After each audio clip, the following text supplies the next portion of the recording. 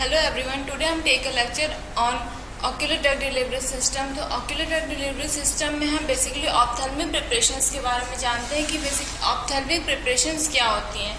Ophthalmic preparation basically topically administer करते हैं drug को, यानी टॉपिकली लगाते हैं उसको कहाँ पे, कॉर्निया पे, या फिर इंस्टॉल करते हैं बिटवीन द स्पेस, जो स्पेस होता है आई बॉल और लोअर आईलिड्स का जो स्पेस होता है वहाँ पे एडमिनिस्टर करते हैं कॉर्निया पे, या फिर जो आई बॉल और लोअर आईलिड्स के बीच का स्पेस होता है वहाँ पे एडमिनिस्टर करते हैं।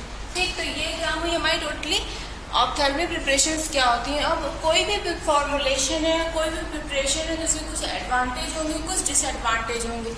एडवांटेज क्या, इजीली एडमिनिस्टर होता है ऑप्थेल्मिक प्रिपरेशन, चाहे वो कितने भी कोई भी हमारा फॉर्मुलेशन हो, जैसे सोल्यूशन है, सस्पेंशन है, ऑइंटमेंट है, या जेल है, या फिर अलग से कोई ऑक्यूसर्ट्स, इंसर्ट्स, कोई भी फॉर्मुलेशन है तो वो इजीली एडमिनिस्टर हो जाता है।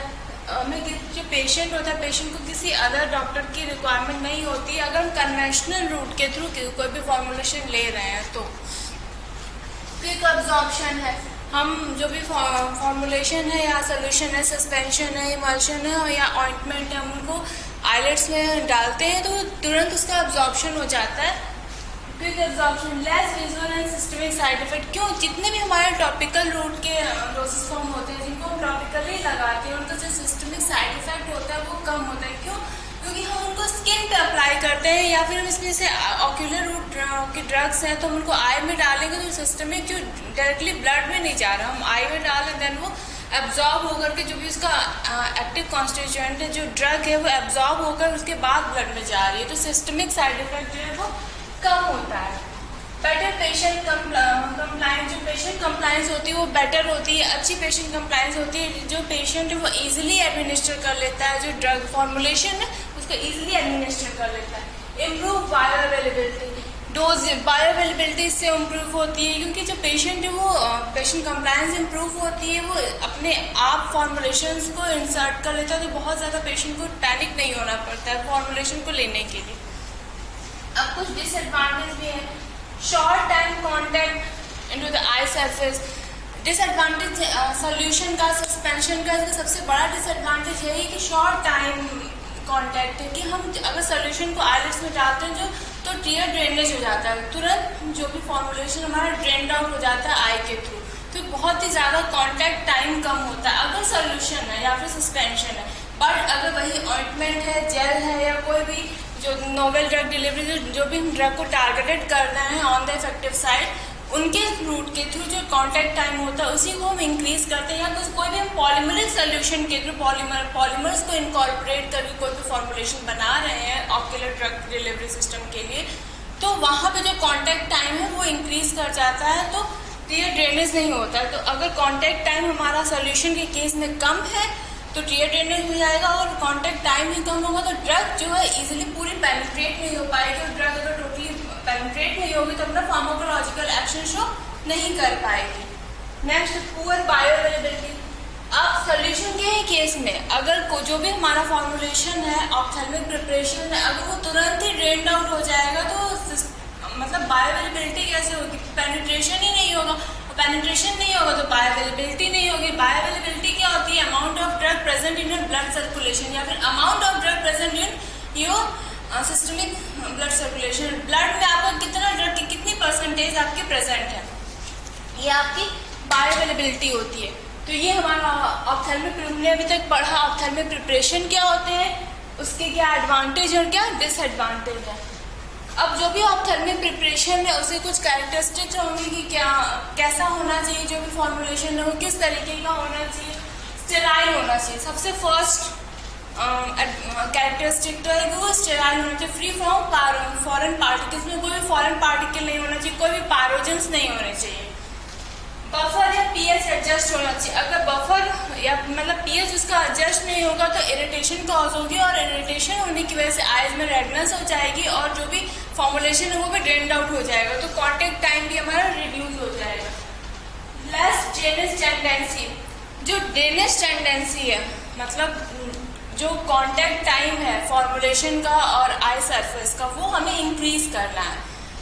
ठीक, अगर हम वो फॉर्मुलेशन का और आई का जो कांटेक्ट टाइम हम उसको इंक्रीज कर लेंगे तो जो फॉर्मुलेशन है वो ज़्यादा टाइम तक आई में रहेगा, जो कांटेक्ट टाइम है वो इम्प्रूव कर जाएगा। और कांटेक्ट टाइम अगर हमारा इम्प्रूव करेगा तो बायोअवेलेबिलिटी इम्प्रूव करेगी, तो जो डिजीज़ है वो जल्दी ही ट्रीट हो जाएगी। मिनिमम प्रोटीन बाइंडिंग, अगर प्रोटीन बाइंडिंग जो भी ड्रग है, अगर प्रोटीन बाइंडिंग से कोई भी अगर फॉर्मुलेशन हम यूज़ करते हैं और अगर वो फॉर्मुलेशन हमारा प्रोटीन बाइंडिंग मतलब प्रोटीन से बाइंड कर जाता है तो जो उसकी बायोअवेलेबिलिटी होगी वो कम हो जाएगी। तो मिनिमम प्रोटीन बाइंडिंग होना चाहिए, वो जो भी फॉर्मुलेशन हम बना रहे हैं प्रोटीन से बाइंड नहीं करना चाहिए। ये कुछ कैरेक्टरिस्टिक्स हैं। अब जो भी हमारे फॉर्मुलेशंस हैं ऑक्यूलर ड्रग डिलीवरी सिस्टम के लिए, ऑप्थेल्मिक प्रिपरेशन के लिए कुछ ये दिए हुए फॉर्मुलेशंस, इतने तरीके के फॉर्मुलेशंस होते हैं। जैसे पहला है कि हमारा सोल्यूशन क्या है, कन्वेंशनल डोजेस फॉर्म का एक एग्जांपल है कि बहुत पुराने टाइम से चला आ रहा है। पेशेंट कंप्लायंस इससे इम्प्रूव हो जाती है, पेशेंट ईजिली एडमिनिस्टर कर लेता है अपनी आई में। इसका डिसएडवांटेज, सबसे बड़ा डिसएडवांटेज जो ये है कि जो कांटेक्ट टाइम है वो वो कांटेक्ट टाइम बहुत कम रहता है और जो ड्रेनेज पेशेंट जैसे ही उसको अप्लाई करता है न्यूराइज अपनी आई में वो ड्रेन्ड आउट हो जाता है विद टीयर्स के थ्रू ड्रेन्ड आउट हो जाता है। ये इसका सबसे बड़ा डिसएडवांटेज है। नेक्स्ट है सस्पेंशन हम कब बनाते हैं, जब जो हमारा पाउडर फॉर्म ड्रग है, जो ड्रग है वो हमारे वो सॉल्युबलाइज नहीं होती है, तो हम उस केस में सस्पेंशन बनाते हैं। तो अगर हम सस्पेंशन फॉर्म में हमने कोई भी फॉर्मुलेशन बनाया है तो अगर वो भी हमारा पेशेंट कंप्लायंस उससे भी इम्प्रूव होती है, पेशेंट इजीली एडमिनिस्टर कर लेता है बॉडी के मतलब आई में। और इसका डिसएडवांटेज ये है कि अगर उन ड्रग्स के लिए नहीं है जो बहुत जल्द, जिनका सॉल्युबिलिटी टाइम बहुत ज़्यादा होता है, मतलब जो बहुत देर में सॉल्युबल हो, तो उनके उन ड्रग्स के साथ हम सस्पेंशन फॉर्म नहीं कर सकते हैं और ना ही उन ड्रग्स के साथ हम सोल्यूशन फॉर्म कर सकते हैं, क्योंकि वो तुरंत ही ड्रेन्ड आउट हो जाएंगे। तो कांटेक्ट टाइम कम रहेगा, कांटेक्ट टाइम कम रहेगा तो पेशेंट जो बायोअवेलेबिलिटी, ड्रग की अपनी बायोअवेलेबिलिटी है वो कम हो जाएगी, और बायोअवेलेबिलिटी कम होगी तो ड्रग का अपना फार्माकोलॉजिकल एक्शन नहीं शो होगा। अगर नेक्स्ट है इमल्शन, अगर कोई भी ड्रग हमारी ऑयली फेज में है देन हम इमल्शन बनाएंगे। इमल्शन बनाने के केस में इमल्शन के साथ क्या इसका एडवांटेज है कि जो कांटेक्ट टाइम है वो इम्प्रूव कर जाता है, जो ड्रग और आई का कांटेक्ट टाइम इम्प्रूव कर रहा है, बट जो विजन है वो विजिबल नहीं रहता है, ब्लर विजन हो जाता है। इसका ये डिसएडवांटेज है। अगर हमने इमल्शन के फॉर्मुलेशन को लिया हुआ है तो इसका ये डिसएडवांटेज है कि विजन ब्लर हो जाता है और थोड़ी क्वांटिटी में जो आईलिड्स है वो स्टिकीनेस हो जाता है आईलिड्स में। नेक्स्ट हमारा ऑइंटमेंट का एडवांटेज ये है कि कांटेक्ट टाइम इम्प्रूव हो जाता है, पेशेंट कंप्लायंस भी रहती है, इजीली हम एडमिनिस्टर करते हैं, जो भी फॉर्मुलेशन है वो ड्रेन्ड आउट नहीं होता है इनटू द आई से ड्रेन्ड आउट नहीं हो पाता, तो कांटेक्ट टाइम इम्प्रूव कर जाएगा। कांटेक्ट टाइम इम्प्रूव कर जाएगा तो बायोअवेलेबिलिटी हमारी इम्प्रूव करेगी, देन ड्रग अपना पूरा फार्माकोलॉजिकल एक्शन शो कर पाएगी। बट इसका सबसे बड़ा डिसएडवांटेज ये है कि विजन ब्लर हो जाता है, विजन ब्लर रहता है और जो आईलिड्स हैं वो स्टिकी हो जाती हैं, और आईलिड्स अगर स्टिकी हो जाएंगी तो पेशेंट को मतलब आँख को आई अपनी खोल नहीं पाता, वो इजीली विजिबल नहीं हो पाता, वो या तो वो सो जाएगा तब वो ऑइंटमेंट यूज कर सकता है, ऐसे केसेस में मतलब इजीली वो देख नहीं सकता है। तो ये हमारे कन्वेंशनल फॉर्मुलेशन थे जो पहले से चले आ रहे हैं। नेक्स्ट हमारा वेसिकुलर फॉर्मुलेशन अगर हमें बनाना है, वेसिकुलर फॉर्मुलेशन के लिए जैसे लाइपोसोम, इथोसोम, नियोसोम्स, फार्मेकोसोम्स, डिस्कोसोम्स, ये कुछ वेसिकल्स हैं जिन वेसिकल्स को यूज करते हैं ड्रग को टारगेट करने के लिए ऑन द इफेक्टिव साइड। अब जैसे हमारा लाइपोसोम है, लाइपोसोम क्या होता है, हमारा soya phosphatidyl choline, cholesterol, span and ethanol का कॉम्बिनेशन होता है। इसमें क्या होता है, दो फेजेस होते हैं, हमारा हाइड्रोफिलिक फेज भी होगा, लाइपोफिलिक फेज भी होगा, दोनों ही फेजेस होंगे। हम मोर देन वन ड्रग के साथ भी हम ये फॉर्मुलेशन प्रिपेयर कर सकते हैं। अगर जो हमारा लाइपोफिलिक ड्रग होगी वो लाइपोफिलिक रिंग में जाकर के बाइंड कर जाएगी, और जो हाइड्रोफिलिक ड्रग होगी वो हाइड्रोफिलिक वाटर के साथ जाकर के वो बाइंड करके अपना सेटल हो जाएंगे। तो ये हमारे वेसिकल होते हैं। बेसिकली वेसिकल्स को किस लिए हम यूज करते हैं कि ड्रग को टारगेट करने के लिए ऑन द इफेक्टिव साइट, मतलब जिस जगह पर हमें ड्रग का अपना फार्माकोलॉजिकल एक्शन या ड्रग का अपना एक्शन चाहिए, हम उस जगह पर ड्रग को डायरेक्टली टारगेट कर सकते हैं। इथोसोम क्या होते हैं? इथोसोम्स को हम इथेनॉलिक लाइपोसोम्स भी कहते हैं। क्यों? क्योंकि इसमें इथेनॉल की जो परसेंटेज होती है वो कंपेयर टू अदर वेसिकल्स ज्यादा होती है। इसमें इथोसोम में 70% इथेनॉल आपका प्रेजेंट होता है। इथोसोम का भी कॉम्पोजिशन में यही है आपका सोया फॉस्फेटाइल कोलिन, कोलेस्ट्रॉल, स्पैन और इथेनॉल।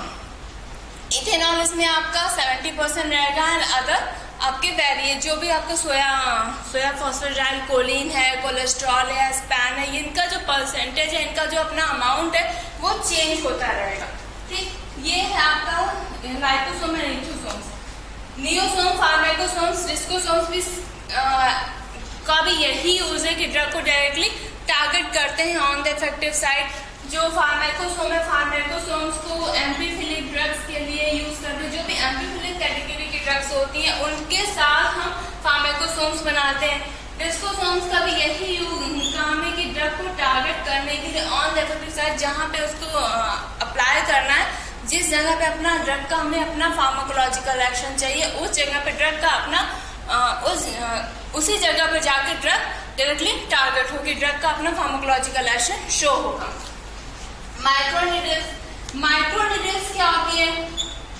माइक्रोनीडल्स का जो यूज है, हम इसको अप्लाई करते हैं स्क्लेरा पे और पिलोकार्पिन ड्रग्स के साथ हम माइक्रोनीडल्स को यूज करते हैं। रॉड शेप के स्ट्रक्चर होते हैं, हम इनको स्क्लेरा पे इनकॉर्पोरेट करते हैं और ड्रग जो होती है वो सस्टेन रिलीज अपना रिलीज होती रहती है। माइक्रो इमल्शंस क्या होते हैं? इमल्शन क्या है हमारा? ऑयल लिक्विड फेज और वाटर एक्वस फेज दोनों का मिक्सअप फॉर्मुलेशन होता है हमारा इमल्शन। दो तरीके का होता है, oil in water, water in oil.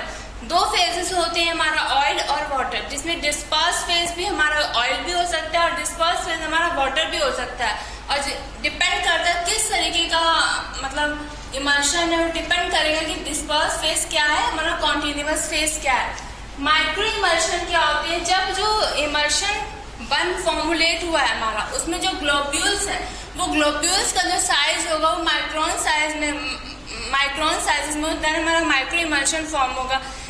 अगर हमारे इस तरीके से माइक्रो इमल्शन फॉर्म होते हैं तो उससे ये होता है कि जो ड्रग है, ड्रग अपना ज़्यादा टाइम तक अपना फार्माकोलॉजिकल एक्शन शो करती रहेगी और ज़्यादा मतलब ड्रग आप फॉर्मुलेशन आप अप्लाई करेंगे वो तुरंत ही अपना एक्शन शो करना स्टार्ट कर देगी और लॉन्ग टाइम ड्यूरेशन तक अपना एक्शन शो करती रहेगी।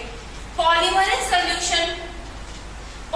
सोल्यूशन कुछ नहीं है, अगर जैसे जेल पॉलीमर्स जैसे कि HPMC hydroxypropyl methyl cellulose, EC ethyl cellulose या आपका HPMC के भी अलग अलग ग्रेड्स आते हैं।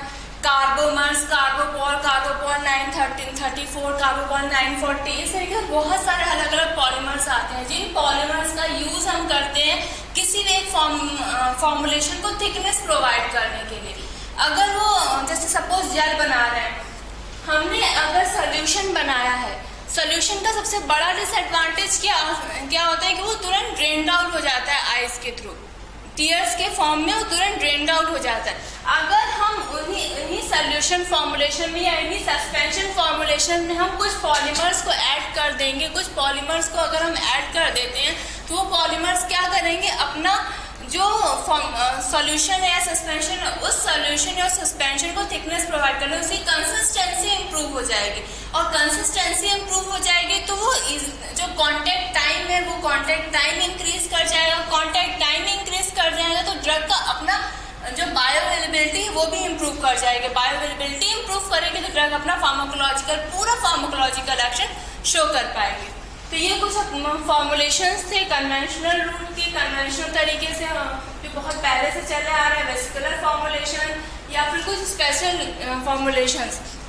तो ये टोटल ऑक्यूलर ऑप्थेल्मिक प्रिपरेशंस थे कि ophthalmic doses form ocular drug delivery system में हमने आज ऑप्थेल्मिक प्रिपरेशंस के बारे में पढ़ा कि ऑप्थेल्मिक प्रिपरेशंस क्या होती हैं, उसके एडवांटेज क्या है, उसके डिसएडवांटेज क्या है, क्या अगर ऑप्थेल्मिक प्रिपरेशन हम बना रहे हैं तो उसकी क्या कैरेक्टरिस्टिक्स होनी चाहिए, एंड डिफरेंट फॉर्मुलेशंस पढ़े कि कौन कौन से फॉर्मुलेशन ऑप्थेल्मिक प्रिपरेशन के लिए यूज किए जाते हैं। नेक्स्ट लेक्चर में हम लोग डिफरेंट फॉर्मुलेशंस इन डिटेल में पढ़ेंगे, डिफरेंट फॉर्मुलेशंस कौन कौन से होते हैं जिनको हम ऑप्थेल्मिक प्रिपरेशंस के लिए यूज करते हैं। Thank you.